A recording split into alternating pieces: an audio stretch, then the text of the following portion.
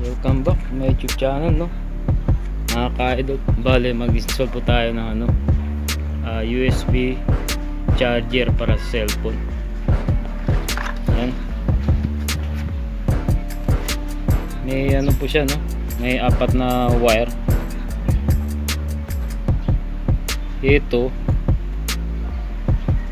Itong dalawa para sa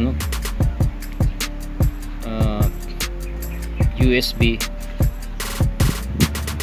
charger supply ng 12 volt, at ito naman dalawa para sa switch. So, mamaya ipakita ko sa inyo kung paano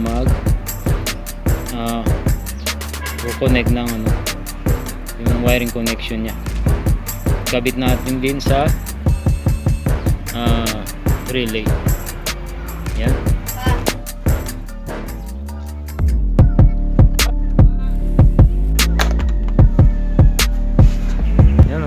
No? Bale ito yung nya, switch off sa USB charger.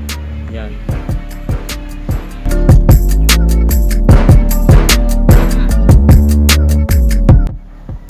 Yan mga ka-idol, no? Ulitin ko lang, no?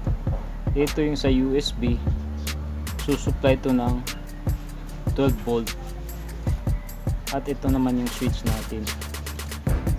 Yan. Yung positive ilagay ko dito sa supply ng relay sa number 87 yan.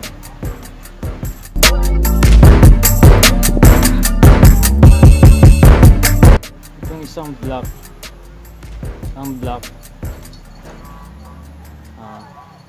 connect natin dito, no?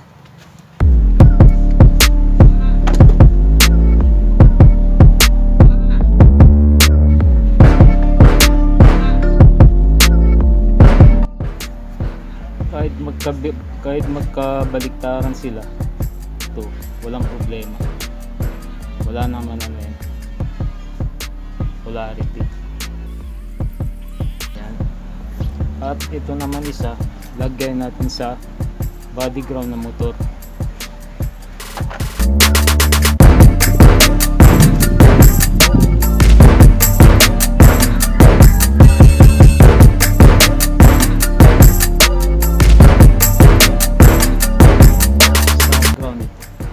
Dito ko na rin connect. Dito ko na lang. Yan. Body ground.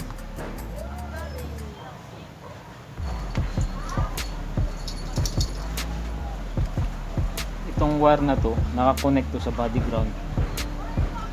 Ngayon, dito ko na to i-connect.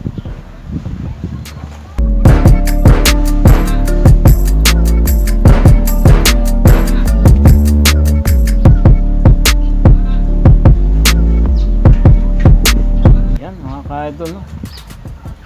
Na siya, kabit na siya. Yung pula dito yan sa supply ng relay, at yung block sa body ground. Ito na yung switch nya, puntang check muna natin ang continuity. Tama ba? Bago tayo naman.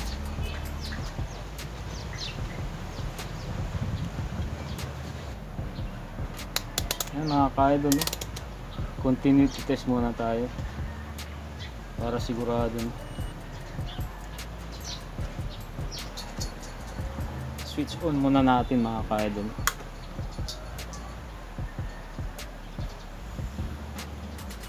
Yan. Sabihin okay siya. Yan mga ka-idol.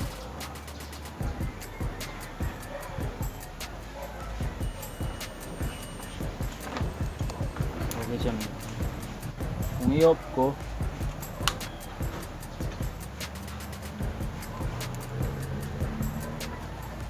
wala.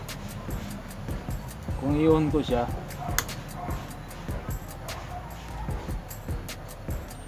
meron.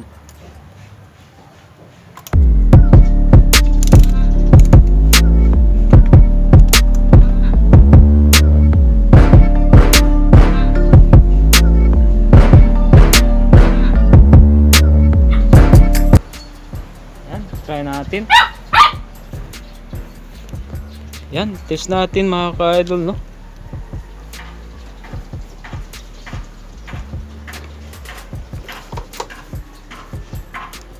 Off muna natin. Ayan. Wala siyang power. Kahit naka-on dito kung hindi gagamitin ng ano, switch, ignition switch.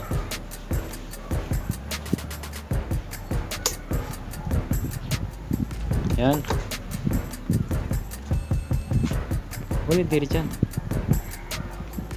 Naka-on na yung voltmeter. Neutral niya. Fuel.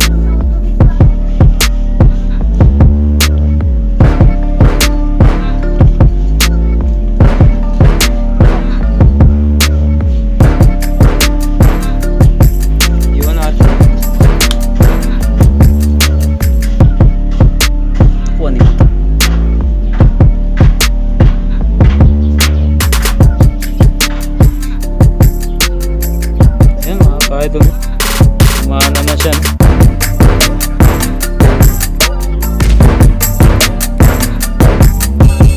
Umana na siya. Yan. Sa 20%. Yan. Dito lang mga ka-idol. Let's say po ito, walang iba.